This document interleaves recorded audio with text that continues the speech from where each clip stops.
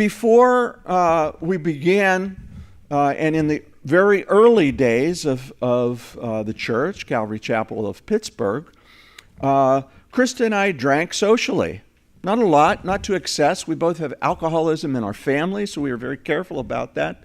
But you know, on a hot summer day after cutting the grass, to sit back in the backyard and have an ice cold beer, man, that was pretty sweet.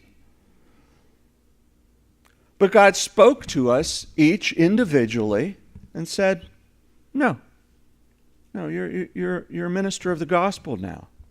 It's not a condemnation of drinking. Drunkenness obviously is a sin. This isn't a message about the good or ills of alcohol. There's a lot more ills than good, I can tell you that, though it's not a sin to enjoy within reason and within control alcohol.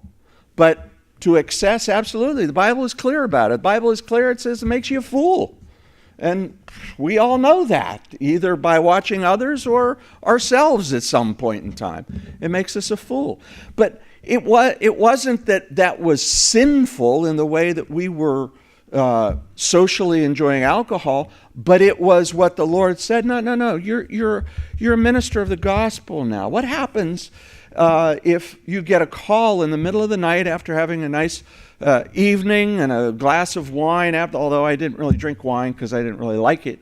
But let's say I did, and then you get the call that there's been a traffic accident and some member of the congregation is in the hospital, and I need to get to the hospital right away and visit with the family and pray for the person there, and you show up smelling like a winery. It's just not good. It's not good.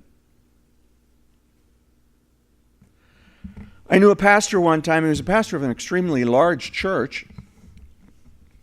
And he had been offered no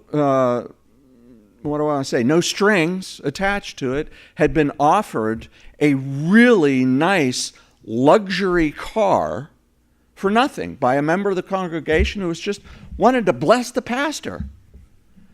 And he said, you know what, I really struggled with that and finally decided not to accept it.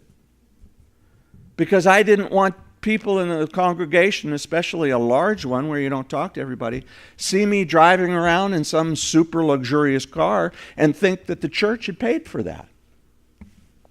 You know, that's thinking about that. There are a lot of ministers and organizations that don't think in that way.